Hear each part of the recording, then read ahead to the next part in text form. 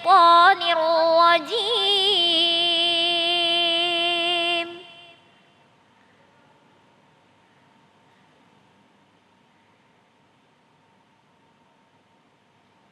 بسم الله الرحمن الرحيم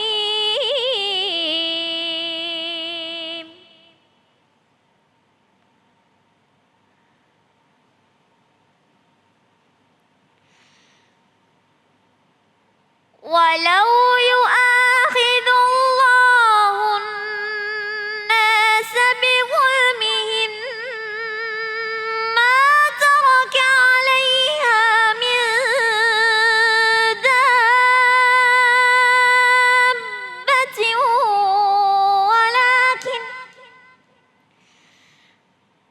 ولكن يؤخرهم إلى أجل مسمى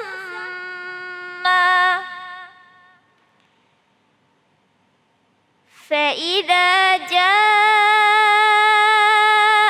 أجلهم لا يستأخرون ساعة ولا يستقدمون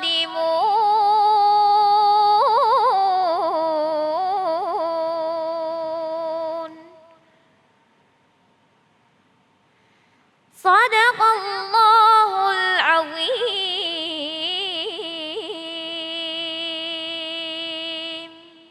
Maha benar Allah dengan segala firman-Nya. Terima kasih Kaila, Masya Allah ya. Kembali lagi di Cahaya Hati Indonesia. Dan kita masuk ke dalam tema kita yang kedua.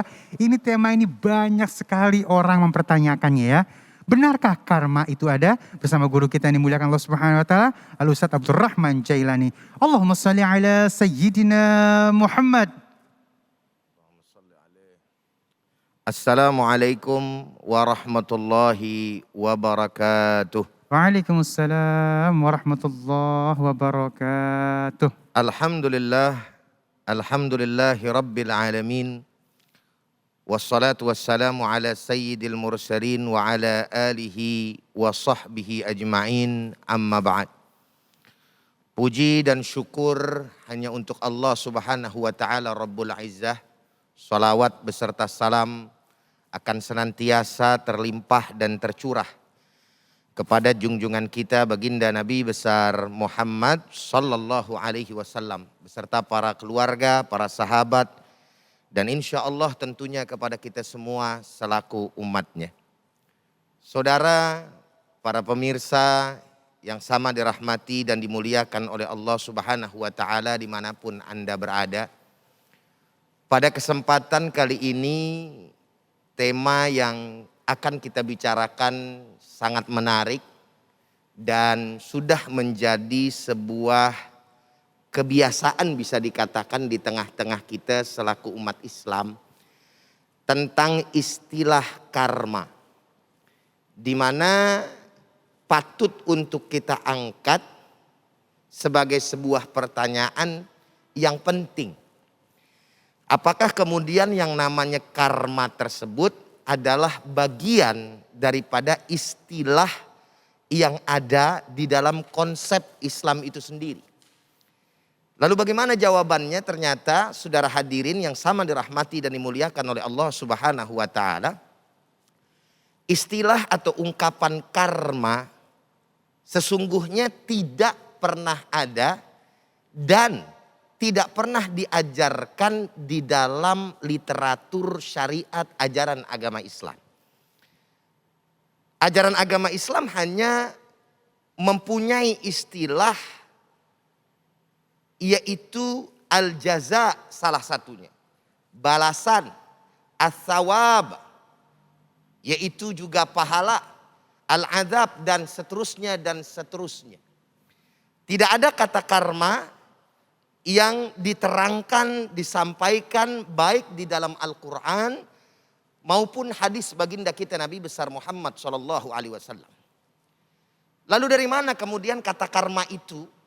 Ternyata setelah kita telaah, istilah karma itu dipunyai oleh saudara kita sebangsa dan setanah air yang berada di luar agama kita.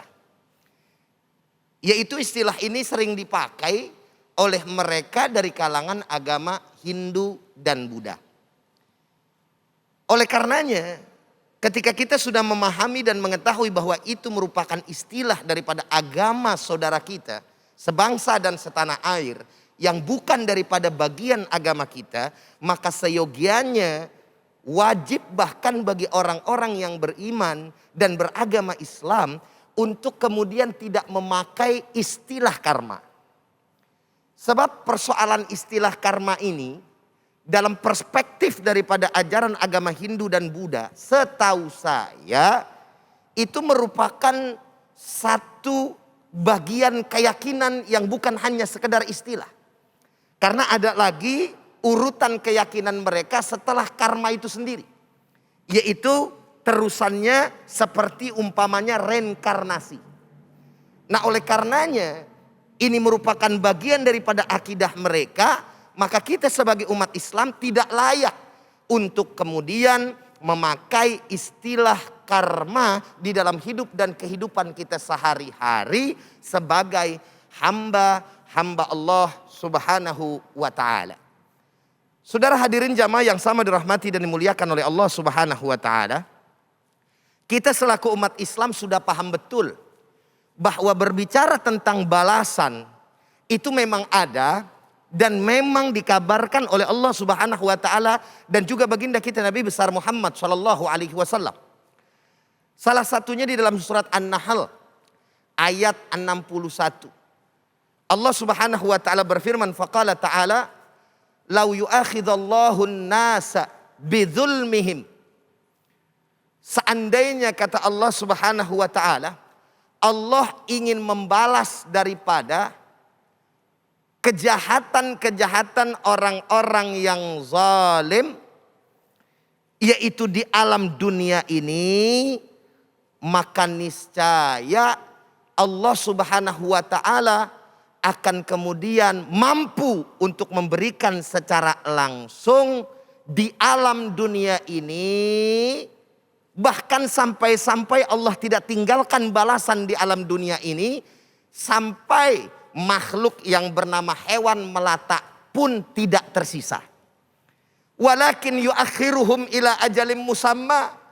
Akan tetapi Allah Subhanahu wa taala simpan balasan-balasan tersebut bagi kezoliman-kezoliman mereka pada waktu-waktu yang telah ditentukan atau tepatnya waktu yang ditentukan. Kapan itu? Dalam lanjutan ayatnya Allah Subhanahu wa taala menyampaikan, fa idza jaa ajaluhum la yastakhiruna sa'atan wa la yastaqdimun. Shadaqallahul azim. Yaitu manakala ketika ajal mereka sudah sampai kepada mereka, maka tidaklah mereka dapat memajukan dan juga memundurkan waktu kematian. Dalam arti kata lain, saudara, para hadirin pemirsa yang sama dirahmati dan dimuliakan oleh Allah Subhanahu wa taala, di dalam ayat ini Allah Subhanahu wa taala mau bicara tentang balasan yang Allah taala akhirkan, yang Allah tunda. Kapan itu? Yaitu kelak di akhirat nanti. Pintunya kapan pembalasan tersebut? Manakala kita sudah masuk ke alam barzakh, meninggal dunia, dijemput oleh malaikat maut. Tetapi bukan berarti juga tidak ada balasan yang disegerakan oleh Allah Subhanahu wa taala, yang kemudian Allah berikan tersebut di alam dunia ini. Baik itu bagi perorangan, individu ataupun secara umum. Makanya Allah Subhanahu wa taala menyampaikan di dalam Al-Qur'an surat yang lain atau ayat yang lain pula, wattaqu fitnatan la tusibannal ladzina zalamu minkum khassah wa'lamu annallaha syadidul iqab. Shadaqallahul azim. Takutlah kalian kepada Allah terhadap perbuatan seorang yang zalim, orang yang bermaksiat, tetapi dampaknya merata. Subhanallah. Artinya Allah mau kasih tahu balasan tersebut bisa saja kemudian Allah berikan nanti di akhirat, dan juga Allah Subhanahu wa taala akan menyegerakan di alam dunia ini. Dan di dalam ayat yang lain juga sering sekali kita baca Dan bahkan sama kita hafal. Faqala ta'ala wa man ya'mal mithqala dzarratin khairan yarah wa man ya'mal mithqala dzarratin syarran yarah. Dan siapa orang yang berbuat amal kebajikan, amal yang soleh, maka pasti akan ada balasan di sisi Allah kelak. Dan juga begitu sebaliknya, jikalau mereka siapa orang yang memang melakukan amal keburukan, kejahatan, amal yang toleh, maka kelak juga akan ada balasan di sisi Allah Subhanahu wa ta'ala. Saudara hadirin jamaah yang sama dirahmati dan dimuliakan oleh Allah Subhanahu wa ta'ala. Oleh karenanya dari sini kita bisa sama memahami bahwa ternyata istilah karma tidak ada di dalam Islam. Tetapi yang ada adalah balasan. Bahkan yang menarik, di dalam Islam juga ada yang namanya pengampunan dari Allah Subhanahu wa ta'ala yang maha ghafur. Yaitu Allah Subhanahu wa ta'ala bisa saja mengampuni daripada dosa-dosa hambanya.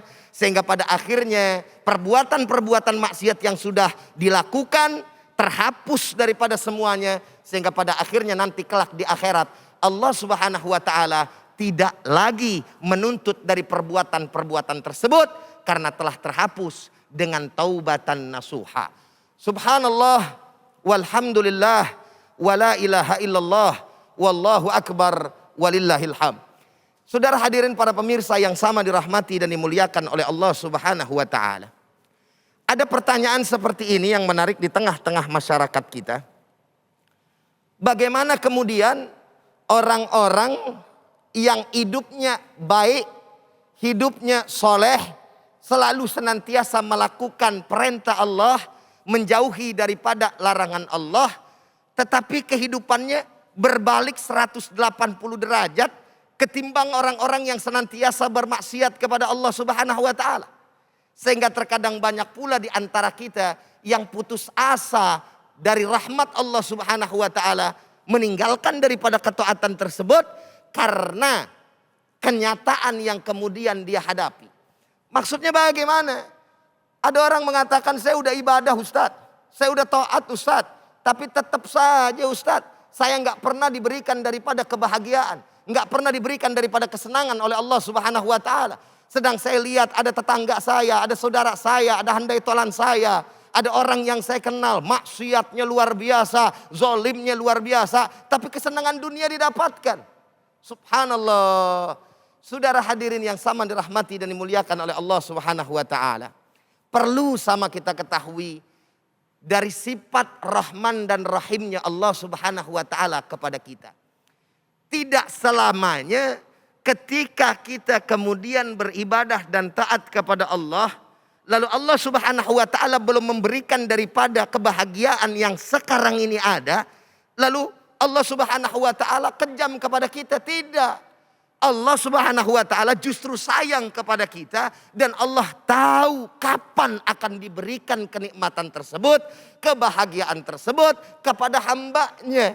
Kalaupun tidak di alam dunia ini saudaraku, pasti Allah akan menyimpannya kelak di akhirat. Juga sebaliknya, belum tentu orang yang kemudian senang di mata kita, mereka mendapatkan kebahagiaan, kesenangan, padahal mereka bermaksiat kepada Allah Subhanahu wa ta'ala. Lalu kemudian mereka disayang oleh Allah. Tidak, demi Allah sekali-kali bukan sedemikian rupa. Itu dalam istilah agama dikenal dengan namanya istidraj. Sebagai satu analogi bisa dikatakan buat kita semua. Ada seorang pengamen datang kepada kita di saat kita makan. Suaranya enggak enak sama sekali. Di telinga tidak enak didengar. Apa yang kemudian dilakukan oleh orang yang mendengar pada saat makan? Pasti dia akan mengeluarkan uang dengan cepat lalu memberikan kepada si pengamen. Lalu kemudian ada lagi pengamen satu umpamanya. Suaranya bagus, lagunya enak, bahkan kadang-kadang mengandung kenangan kita di masa lalu. Pasti kita nggak bakalan kasih uang secepatnya. Ada apa dengan dua analogi tersebut saudara? Yang pertama, kita ngasih duit kepadanya bukan berarti kemudian kita senang. Bukan berarti kemudian kita itu bahagia dengan nyanyiannya. Kita sebel, kita gedeg. Tuh kalau orang Betawi bilang, nggak mau denger. Makanya kita kasih. Jadi ngasih bukan karena kita senang, tapi biar buru-buru dia keluar daripada kita. Dan kemudian yang kedua beda. Dia senang. Begitupun Allah Subhanahu wa taala, saudara hadirin. Ketika kemudian kita berdoa kepada Allah, taat kepada Allah Subhanahu wa taala, tapi belum dijawab oleh Allah Subhanahu wa taala, sesungguhnya Allah Subhanahu wa taala senang mendengar daripada rintihan doa kita. Subhanallah walhamdulillah wala ilaha illallah wallahu akbar walillahil hamd. Masya Allah, terima kasih guruku ilmunya, jamaah yang dimuliakan Allah Subhanahu wa taala. Sesaat lagi kita akan bahas tentang kesalahan jadi kebiasaan bersama guru kita yang dimuliakan Allah Subhanahu wa taala, Al Ustadz Hasan Kosasi. Jangan kemana-mana, tetap bersama kami di Cahaya Hati Indonesia.